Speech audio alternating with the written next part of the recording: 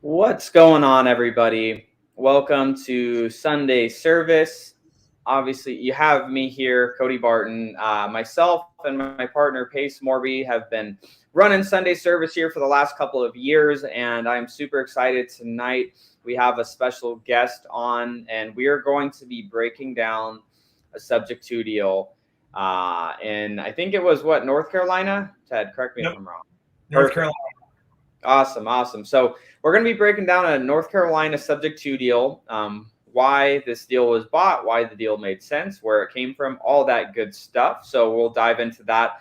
But I do want to say for anybody that maybe you're tuning into Sunday service for the first time, welcome.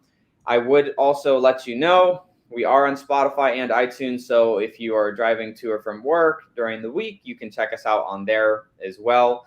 And as always, we love to take questions from each and every one of you as we're going through this. So feel free to ask the questions, preferably related to the specific topic on hand. We may open it up to some general Q&A here towards the end as well. But we're going to jump into talking about this North Carolina deal. I actually invited Matt on with us as well, so we're making a Ted sandwich Yo, here. Let's see here. let's do it. I need to scoot over a little bit. What's up? Oh, there we go. Yeah, here we go. That's the one. Awesome. So for those of you that don't know who Matthew Beard is, he is our partner as well in a couple different businesses. So Matt, thank you for joining us, man. Appreciate it. Oh yeah, man. I'm excited. Any chance I get to come on here, I'm like, Mama, we made it, baby. We're on the show. Love it. So we do, like I said, guys, we do have a special guest with us, with Matt as well, which is Ted Miller.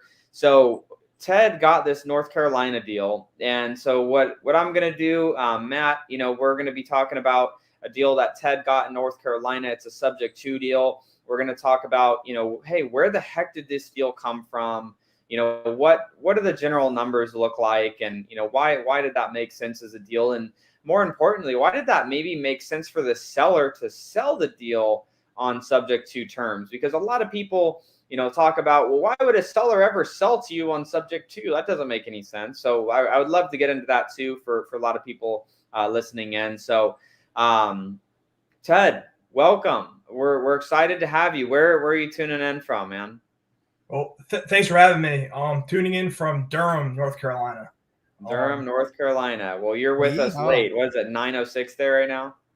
Yeah, but it's not too bad. I can stay up for you guys.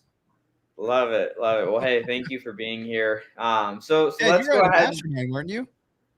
The mastermind? Yeah. Yeah, I was there Bro. because of this deal. So you guys are just cranking away now. You went to the mastermind and now you're just getting deals left and right, huh? Yeah, pretty much after that. I love it.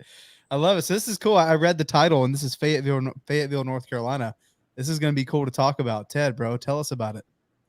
All right. Yeah. So let's go. So sorry to interrupt, but where the heck did this deal come from? Like, what marketing channel? Was it a referral? Was it something you did direct marketing for? Like, let's break down, where did the deal come from?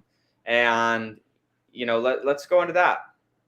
So this deal came from squatting up, everything that you guys teach on this channel, Wholesale Hotline, and it's kind of like a mix between squatting up and like the Lanza method or the Pace method, dead wholesale leads. Yeah. So actually, I saw him in the comments, Chai Brown.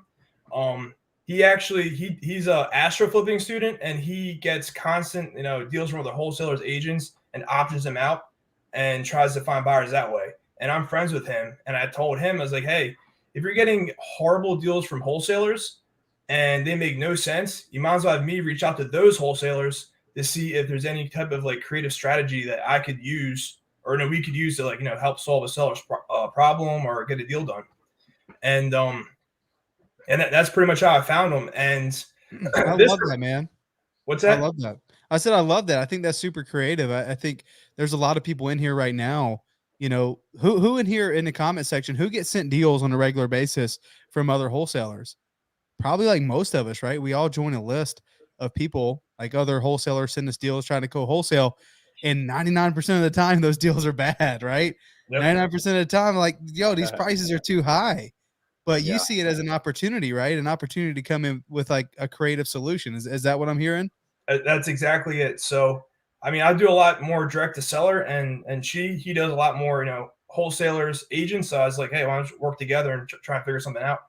Yeah. So for those that don't know, they're like, well, what the heck is squatting up, and like the Lanza method, the Pace method, like what? Like, what are you talking about? For somebody that's like listening their first time, they're like, this guy's speaking another language here. Like, what does that mean? And easy to understand terms. Well, squatting up is just simply just working with everyone else in your network, to find deals, work on deals, dispo deals, everything like that. And me and Chi are in the same area, both in Durham. We both had different strategies, and me and him just found ways to work together. We've done like 5 deals together, and pretty much all my deals have been squatting up in some aspect for the most part. So I think I've done like 1 deal where it's just me, and that's about it. That's amazing. Yeah. That's awesome. So so you got the deal from squatting up. And so what was the situation? Was it you said that, some of those deals are coming from realtors or other wholesalers. So how did that come together? Like, what was the situation with the seller? So this one was a pretty like crazy situation, and that's probably why Pace brought me on, and I brought it to his Q&A about it. So the situation was, Chi called me. He's like, "Oh man, this might be the worst deal I've ever seen, like for like an option." And then I call it's from a wholesaler, trying to wholesale a property for a cash price. And I think, for example, the estimate was like 205, and he had it locked up at like 196. And So that's what we would call, my friends, a bad deal. Yeah, yeah, exactly. And so he gave me the number. Or a trash deal. Yeah, a horrible deal on the surface. Exactly. So he gives me the wholesaler's number. I think it was like the end of June, early July, and I call him. I'm like, "Hey man, this like doesn't make any sense for a cash deal. Like, is there a chance that I could talk to the seller, or we get something set up where I can see like what the situation is? Maybe there's like something creative there to make it work." And I got kind of blown off a little bit. Like, I got this handled, blah blah blah, and then just kind of went from there. And just to kind of keep the story going. I just followed up with him weekly as if he was like a seller, be like, "Yo, man, what's going on? What's up with that deal? Still need any help?" And sometimes pick up, but mostly I got ghosted. So about a month later, he calls me and goes, "Hey, Ted, you remember that deal you're talking about? You sounded like a nice guy. I don't want anything from it. I can't help the seller. I had some stuff come up in my life, all those type of things, and I think he kind of alluded to this already. This wasn't going to happen. And and then he gives me the seller's number, and I just give the seller a call. And I call her, and she's like a little suspicious about what's going on. And she's telling me, "Hey, I'm planning on we're supposed to be closing on Friday, and this is Tuesday of that same week, like the last week of July." So it was like he had her locked up for like way too high for so long, and That's what I was gonna say. So he had this lady locked up for seems like well over a month at a price that he just couldn't pay. Was he like stringing her along or something? Or yeah, I guess he was stringing her along, not keeping her up to date. And by the time I called her and I said, "Hey, this cash transaction is not going to happen," she was like, pretty devastated, but also saw the writing on the wall, because she was like, "I never heard any date for a closing date. Haven't heard from the attorney, anything along those lines." And I just had to like dive into her situation. And just to put it quickly, is she had already like packed up all her stuff from her house, put everything in storage. All she had left in her house was like a bed or a cot or something and a TV. And this is in Fayetteville, North Carolina, and she was actually planning to move to Phoenix. Oh my gosh. And she was going to be leaving in about a week, and her daughter was coming from Phoenix to come pick her up in Fayetteville after the house closed. And I had to let her know that this is not going to happen the way your thing's going to happen. She was worried about losing her security deposit on her upcoming rental. And I just had to break down to her like, no one's going to buy it at this price right now. And then I find out that there's a mortgage there, and she just refinanced about a year ago. Jeez. On it. And see, I think that gets lost sometimes, Ted. Not to cut you off, but I think that gets lost sometimes because we're dealing with real people in their real life. And she's doing her thing and she's moving on and getting her next step figured out. And we wonder why there's going to be more regulation put into the wholesale game. We wonder why there's going to be more regulation put in the real estate investing world that has just kind of been the wild, wild west for years and years. Like we're seeing it from cold calling, texting, and all the way up to how we contract properties, how we communicate with sellers is to avoid this kind of situation. Cause this lady was probably devastated. Like her next step of her life was like, okay, I got this thing done. And she's like, oh, they just need another week. Oh, they just need another week. And here they are, you're having to let her know, not even the other wholesaler, you're having to let her know it's not going to work out. And she's just been strung along for like 45 days. Yeah, pretty much. And the part that so at the surface, it sounded like a good deal because I explained to her subject to, she was on board. She knew she had no time. And when I was going through it and she told me what her payments were per month, it was like super high. And her loan was like, she refinanced to like a 13 and a half year mortgage. And it just kind of like made it so there's not much cash flow no matter what you do. And even like a wrap would be pretty tough as well. And so that's when I brought this situation to Pace on our Q&A like that night to find out like, what would you recommend? And, I broke this like story down to Pace, and he got on the phone and called the seller like 10 o'clock at night. And pretty much telling me like, Ted, like this is crazy. Like I want to buy this deal after I showed him the house because it's a pretty nice house for sure. And yeah, she broke the story down to him, and Pace was just like, hey, I'm just looking to help. I'm partnering up with Ted on this one, and yeah, it was an incredible call. I think Pace had stuff on his YouTube for it, like just like snippets of the call. I love it. Yeah, it's amazing. So what type of loan did she put it in? Since it was a shorter term, was that just like a regular conventional, but just shorter period? It was actually a VA loan, and so I was looking. I'll just break some numbers down here. The PITI was roughly like $1,750 a month. So for people that are like, what the heck is this guy talking about? PITI. That's your principal, your interest, your taxes, your insurance. That's all collected into one payment in your mortgage. So go ahead, Ted. Yep. Yeah. So yeah, it was about, and then it was I forgot to mention, a VA loan. So the interest rate was like 2.75%. So wow. I knew it was, a great loan, and she had it for about a year. So you could pay off this house really quickly. The problem was for someone like me who was newer, I didn't have a ton of money to buy a deal like that, pay her the difference on everything and, move like lightning fast the way Pace could. And so that's why I brought it to you guys on that one, because I knew like for someone like you guys who have a bunch of properties, make a ton of money, having a property that, will appreciate and you also get a ton of depreciation from it made sense for someone that were in your guys' position.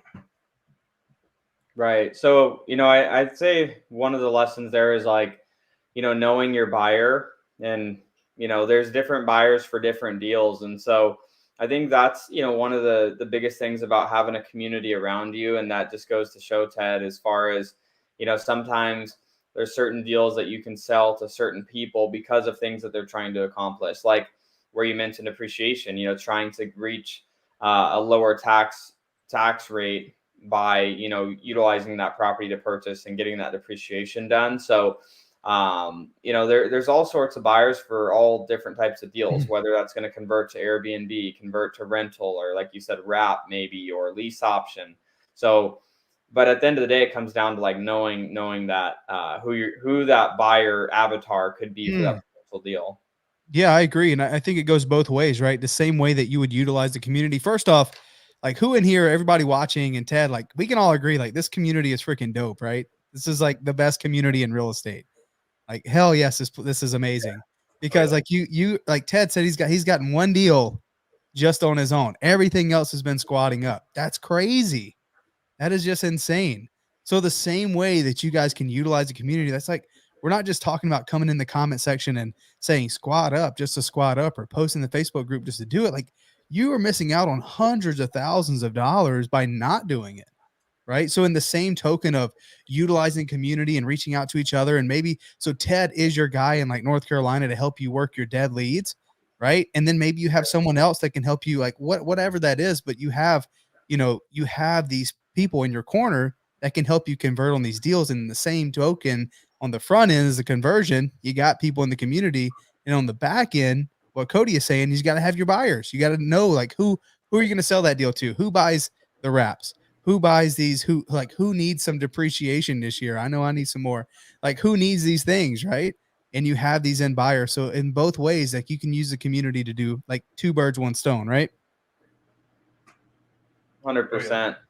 So obviously that's kind of what the deal, situation looked like. So catch us up to speed on like how the rest of the deal like shook out. Like what were the next steps that happened from there? What ended up happening with the seller? Let us know. So what happened is that night, Pace called the seller at 10 o'clock. She broke down everything, and it was a great call, like I said. And then the next day he locked her up, at a price, and, pretty much solved her problem about what to do and help with all the moving expenses and everything like along those lines. And like for me, I would say it was like my easiest deal ever working with like buyers like you guys, because I was just kind of like taken out of the picture like so fast, because I didn't lock up the deal, because I had to make sure it made sense first before I was another person putting that seller in a bad spot.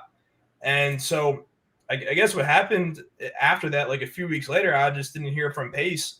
And I sent him emails like, hey, Pace, whatever happened with that deal? Did that thing ever close? Because I had people asking me like, hey, Ted, what happened with that deal? Or I was like, I don't even know. And so on one of his Q&As, he's like, hey, Ted, what's going on? You're looking to get paid. And I was just like, I guess. And he like negotiates me like so hard. Like my girlfriend's like in the background just being like, oh my God, take whatever he says. And I'm sure like Pace could tell in a different way, because I was just like dying on this side. But everyone in the comments was like, Ted, stay strong, like negotiate with Pace. And then Kevin Cho was like, ask for the mastermind. And then eventually, like, pretty much Pace, I just like, all right, I'll take the mastermind, I can go out there. And he pays my mastermind, sends me out there. I meet you guys. So because of this deal, and then he still pays me like a nice assignment fee just for the situation. So like it worked out like so great for me. And I know for the seller, like I know Pace solved her problem. She moved there. She got paid roughly the difference of what she would make anyway. And she didn't lose her security deposit, which she was worried about. And like, I don't know, it was so, everything happened so fast. It was like insane. Like for me, just not knowing what was going to happen at all. That's amazing. Yeah. That's so freaking cool. I love that so much. Yeah. Because it's like, not only did you help the seller, right? And obviously you had to be, pretty diligent on your follow-up, working leads, and like how you do anything is how you do everything, right? And that wholesaler felt your energy. Is like, dude, I'm just trying to help, right? And he felt like you're the guy to help solve this seller's problem when he couldn't. And then by you being persistent and just showing up and having these conversations and being like, sometimes in this real estate world, we got to be able to have tough conversations with sellers. Sometimes we got to tell them when they're being unreasonable. Sometimes we got to tell them like, hey, this number isn't going to work. Like in the perfect world, like, yes, I wish I could give you that, but here's what we're up against. Right. And then working together. And that's exactly what you did with the seller. You brought Pace in, and then not only did you help her, like you got a pretty, like, I don't even know, Pace structuring, like in doing that negotiation with you is so cool to be like, yeah, we'll give you assignment. We'll fly you out. You come to the mastermind. Craziness. Yeah. It was pretty incredible. Pretty dang good deal there. Yep. I love that. That's so awesome. So now that deal's done, squatting up. So just recapping for everybody, as we have had more people tuning in, is Ted got a subject to deal. Another wholesaler locked up too high. The seller's life was basically about to be in shambles because they were going to back out of the deal. Ted was able to get Pace involved with him working this deal, turned it into a subject to deal on with 13 years on the loan, VA loan, less than 3% interest on this. Like, this seems like a pretty awesome deal all around. Ted got an assignment fee on it and got invited to come to the mastermind with us, which, I mean, man, like that's just that's a cool story. Yeah, it is pretty wild. And during the negotiations, he like convinced me it was such a bad deal and like I shouldn't get anything until I like, until I ran into him at a North Carolina meetup, and he was like, Ted, I just sold the house the first time. It's awesome. Like I could just sell it now for $40,000, like something crazy like that. So, I was like, man, you saw me playing. I still thought it was a bad deal. So, oh my gosh. Hey, get creative, right? Yep. The same way you got the deal creatively, you were able to creatively get, your assignment fee, which was so dope. I mean, and then coming out and being around, like just going into the mastermind and you being there. I know we did a hot seat, like kind of broke down what you wanted your internal business to look like and in deals. So like catch us up to speed. Like what has happened since you came out? Because that mastermind was what, guys? Was that in September or like October? 3 months ago. 3 months ago, yeah.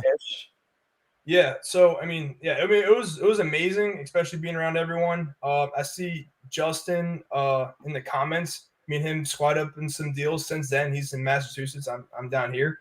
But I mean, pretty much like my biggest takeaway is just seeing how you guys, like the way that only way to like pull yourself out of like the business is have a direct to seller business. So in my business, I'm very much in the business, with direct to seller, and also doing different type of referrals, different JVs. But I knew that if I wanted to pull myself out of like the day-to-day grind of like wholesaling and creative finance, I'd have to like create a direct to seller business that kind of stands on its own. And that was like, I didn't realize that until I saw your guys' business and you kind of like broke down how it works. And I was like, it was mind blowing that that's what you have to do to pull yourself out of it, because everything else is all. I mean, 100%. I think, referrals, like you're going to be the face of that, right? When people want to send you business, they want you to JV. They want Ted. We want Ted on the phone. Where's Ted at? Ted making the phone calls, right? But what doesn't require Ted is a scalable direct to seller. Like, yes, it's challenging, and make no mistake about it. It is very much a hustle to try to get that going, right? There's no way around that. Like, look, this business is super lucrative. You can make a bunch of money if you're willing to work. But the thing is, you got to show up every day, right, Ted? Yeah. Oh, yep. Oh, yeah. Still have to. I'm building it slowly. Yes, exactly, and be okay with that too, because it does take some time. Like you might be busting it for the next 12 months to set up these systems, but once it's in place, like you'll be patting yourself on the back. It's like, thank you, previous Ted. Thanks for doing this. Yes, that patience and persistence. So I think this is an interesting call, because I think Ted could probably give a lot of good insight to the folks listening in. And if you guys are cool with it, what I would love to do is ask Ted if he could go back to like when he was first starting and just talk about some of the things that he would maybe do differently, or the things that he did that he saw that made sense and were valuable for him and his journey in real estate investing. Just because I know there's a lot of people on here. Like, I know for me, when I was listening to a lot of different podcasts when I was, getting started in real estate, I was always like looking for those things of like, how do I shortcut, my way to be more successful? Or how do I make sure I avoid some of those things that I'm going to waste time on that I shouldn't be? Or what are some of those things that I can, get those nuggets to be able to take action on, right? So I would love to be able to ask you, to get some of that insight, and then Matt, you as well, and maybe if you had some questions for Ted too. So I'm just going to start with one. So Ted, what if you could go back and give yourself the question? If you could go back to when you first started in real estate investing, what would be like the top, let's say like 1 or 2 pieces of advice you would have given yourself now being where you're at in the business? Well, this is so easy. It would be two sets of advice. It'd be squatting up right away, find someone to work with and help you out. And then the thing that's probably more specific instead of trying to figure out wholesaling by yourself, I would say work for someone who's more established and just call their leads. Be a lead manager. Get on the phone and just like talk to like warm leads and just see how you do and just kind of work that system until you can start to close deals. Because I mean, I was like shiny object syndrome with wholesaling. Out door knocking one day, cold calling another day, just trying to find anything until I actually got my first deal from like kind of like a mixture of a door knock plus mixing. Actually, the guy who got me the lead, Chi Brown, he knew a guy down the street who knew the seller who I tried the door knock, and I got connected that way. And that was like how I got my first deal. So it was like, I would say if I could go back, work for someone else who's more established, find a wholesaler who needs help. I need help someone calling my leads because I'm a lot more busy. I would just try and stay focused. Pick one thing. Up. Yeah, squatting up and working with someone else. So I already saw someone in the comments is like, work for someone. I already do that. So I just want to, and tell me if I'm right on this, because I want to make sure I understood you. The way that I heard you saying of like working for somebody, working with somebody, and like working with some of their leads, the reason you're doing that is so that you can get faster feedback, right? Like where like you call some leads, you maybe mess something up or you don't know what you should do next. And that individual that maybe provided those leads can say, hey, Ted, with that particular situation, here's how you want to handle that to set up that appointment, or here's how to, have that conversation a little bit differently. Is that what you mean? Or are you just meaning you should just go work for someone else forever? Definitely the first way. So I know you guys deal with it. Like, you have acquisition people that come in and they're there for like, a couple months, 6 months, and they leave and do something else. That's what I'm saying, that if you want to get into this business and you don't know where to start, you don't want to do lead generation, something that I don't really like doing much at all. I would say find someone who needs help with their sellers. I know there's plenty of people around that have a whole bunch of leads and they're following up with leads, but they need more time. They'd rather be closing deals than just checking up on a lead and saying getting close to ready to sell. And just because you definitely need to practice talking to as many people as you can until you can actually start to do more deals. Yes. And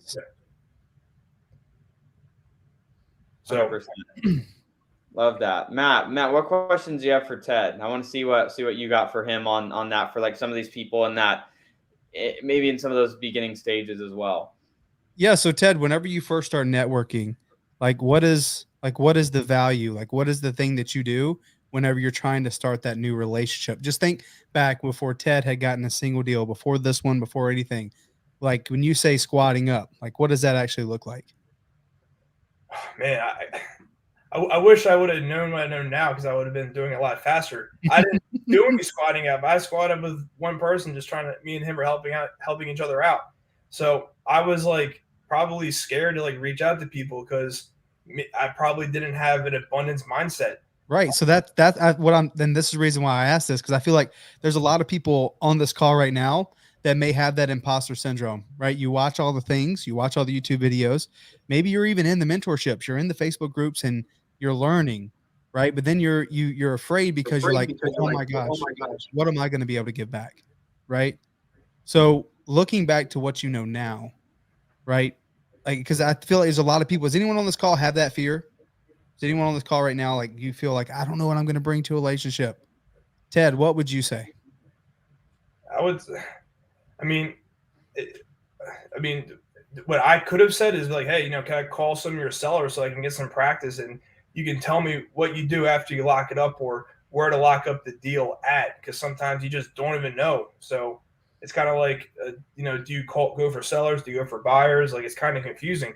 But if you work with someone who already has buyers and knows where to lock it up, it's so much easier for you to have like an end goal in place when you are talking to a seller to know like, all right, well, I got to have the seller right around here, because if not, you're going to be stuck where that one guy was in the story where he locked it up close to Zillow. Oh, that's so good. So here's something interesting, Ted, is we see in the comments, we're getting lots of the people that feel that imposter syndrome.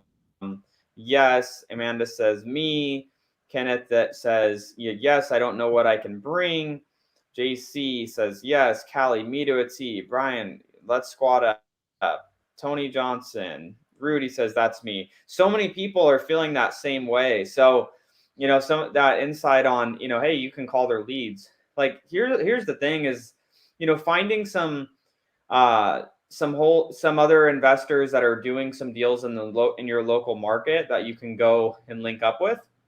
You may have to reach out to a few of them, but finding how you can bring value to them and working their leads, like literally calling their old leads, right? So say if literally you could be in this position where you're like, I'm not really great on the phone. I don't know what I'm doing. I don't really know everything about this business. I don't know how I can help somebody. I can say this for our business is if somebody, we have a bunch of acquisition people now, so we don't need this in our business currently right now. But like, say, rewind a couple of years back in our business, if someone had approached us, and a lot of investors that maybe are doing a few deals a month, is they have old leads. If somebody came to us and said, hey, can I call your leads that are like a year or older? Your leads that they never converted, they came through as a lead, but just never turned into anything. Like those old leads can be revived and turned into new deals. And that's where there could be some good practice. And I know for us, like we wouldn't be having our acquisition people, if a lead was pretty much close to dead and it was just, in the year-old stuff in our system, I would be happy to have somebody call those leads. Here's an example, actually. There was a guy named Jake who had reached out to Matt and myself, and he wanted to, work with us. And I'm like, dude, like we don't have any place for you. We have the people that we need in our business. We don't need to add anyone else right now. And so he just was persistent. And I'm like, man, what the heck am I going to do with this guy? And he was a realtor. So I was like, okay, I'm going to give you a test. I'm going to give you a bunch of our old shit leads that never converted into anything. And if you can go try to get some appointments and get a listing out of it, pay us a referral, and then we'll continue a conversation. And maybe in a couple months we could, work on something together or see how we can get you involved with us. And me fully expecting that he'll never respond and he'll quit and complain that the leads were shit and it's my fault. 99% of people. 99% of people. So I was fully expecting never to hear back from him. If Jake is ever listening to this, you proved me wrong. He ended up working those leads, and he called me like 2 weeks ago, and he's like, hey, I got a listing. I got the contract. I just wanted to know how I set up the referral fee with you guys.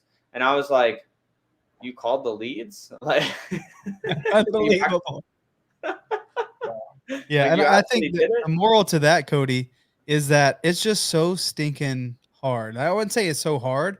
It's just like bandwidth and energy. So you guys think about people like Ted, right, or people who are doing deals in your market.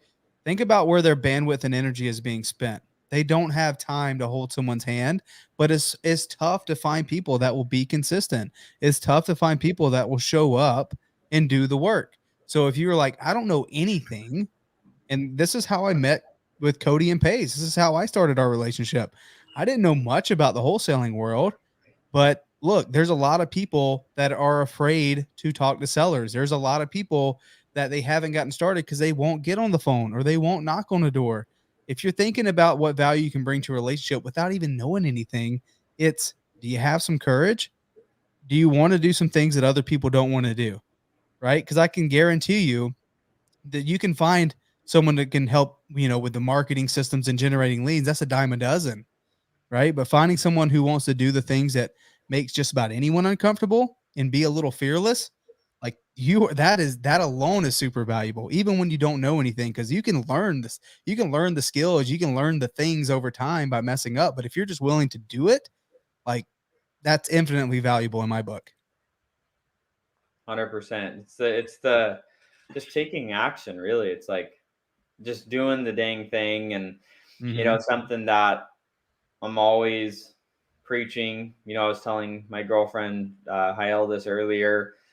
She's building her business, and she gets impatient. And I'm just like, it's just patience and persistence. Like patience and persistence. Like that would be like my battle cry if I had one. It's just patience and persistence. Everything is going to take longer than you thought. Everything is going to cost more money than you thought. You're going to make harder than you thought. It's going to be harder than you thought. Your plan's going to get screwed up along the way. You're going to make a new plan. That one's going to get screwed up along the way.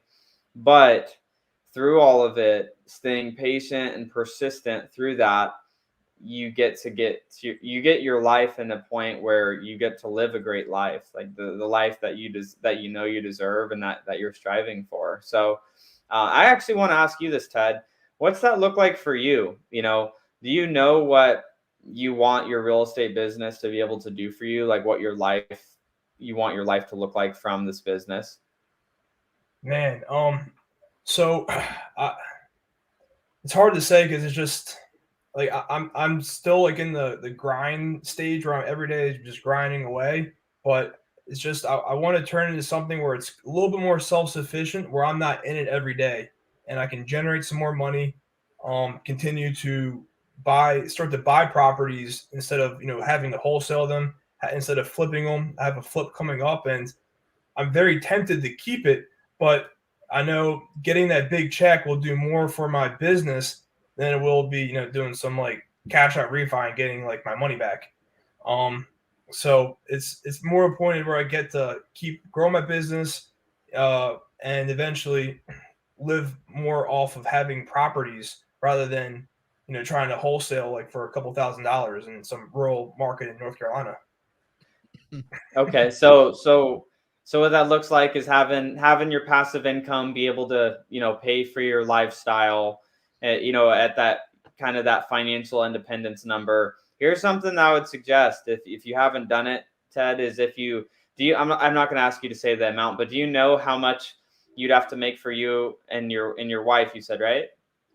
Girlfriend. Yeah. Girlfriend. So do you know what, how much money that you need to make every single month to pay for all those bills down to like, that dollar amount? Because when people are like, oh, $5,000 a month, it's like, hey, my bills ain't $5,000 a month. It's usually like $5,227 to get all the bills. Like, do you know what that number is for like that monthly nut? It's where I'm at is not much because like my first real estate deal I bought on market, I bought a house in Durham, and me and my girlfriend, we live in the bottom unit and we rent out the rooms upstairs. So I virtually live for free. I got 3 bedrooms with 3 full bathrooms and rent them out. And I bought this house and now I can go after these dreams because I don't need that much money. So I was able to take a while to get my first deal, and Amazing. so and anything I make, if I'm having a slow month, I'll just eat more ramen and rice, but stuff like that. But I can still afford it because my tenant or my roommate / tenants are paying for my house where I can live. I love that. I mean, I know we want to move out of here and get our next one and then rent this part out.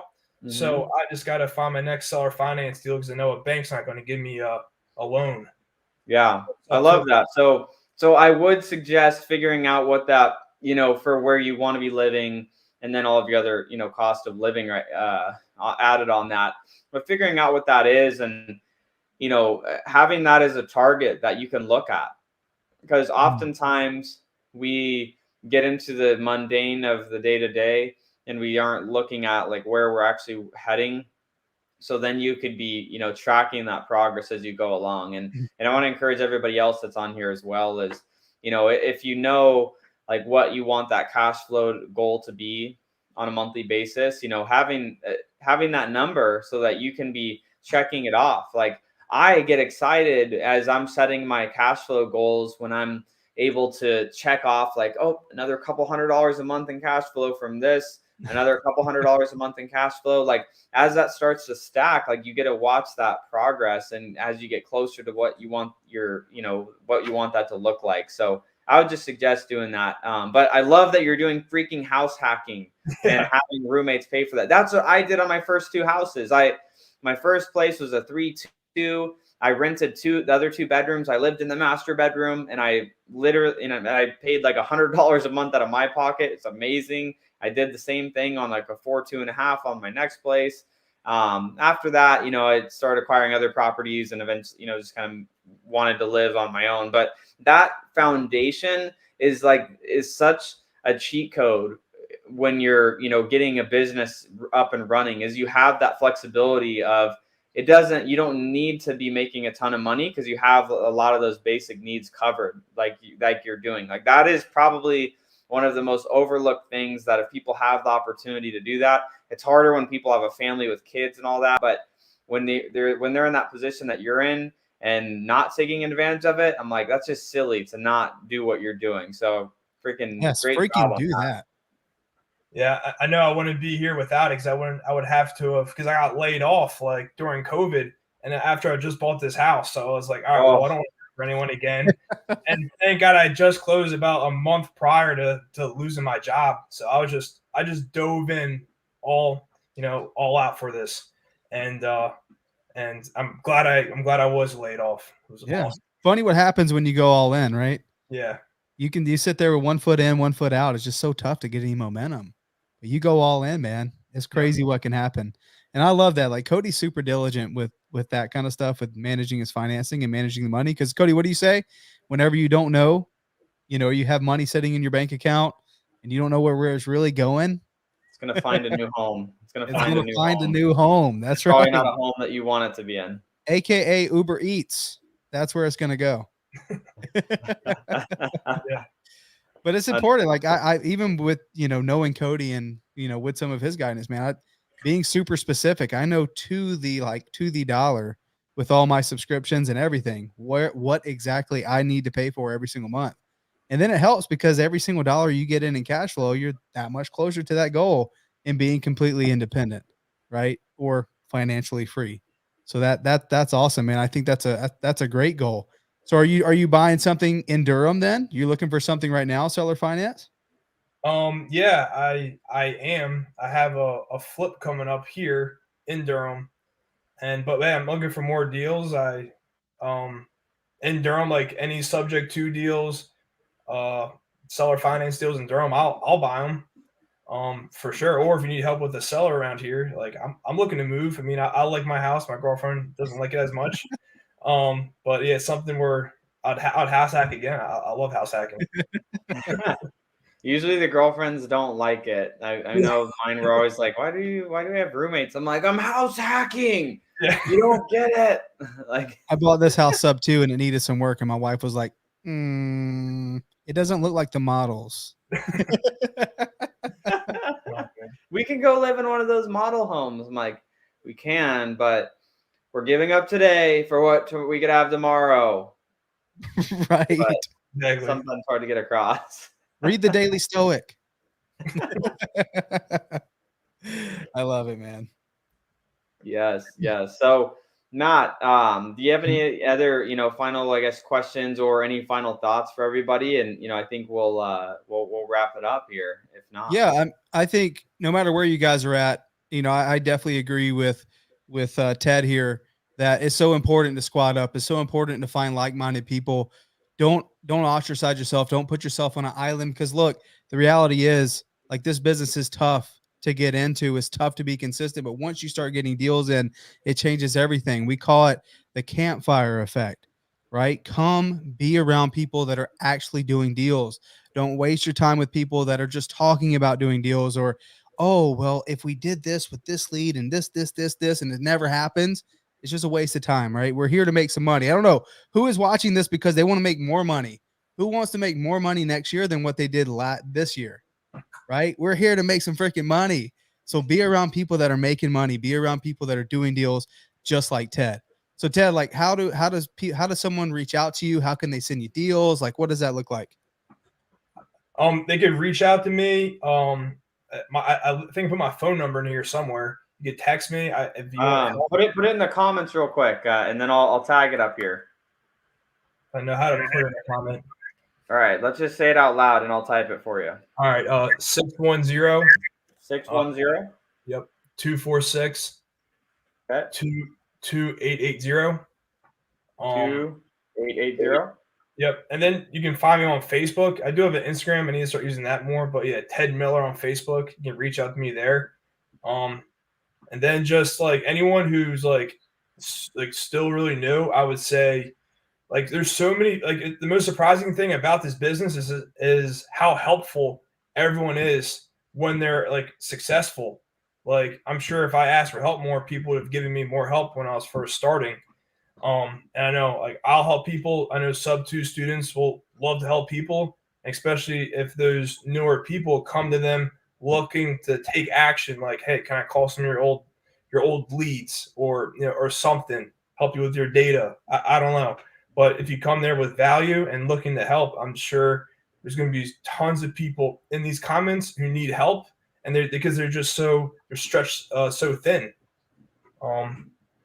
So 100%. Yeah, so yeah. I put your phone number up there. Let's just remind everyone what they can reach out to you, or like what market you're in. So are you primarily just in North Carolina, so people know, and someone doesn't send you a deal in like Fargo, North Dakota or something?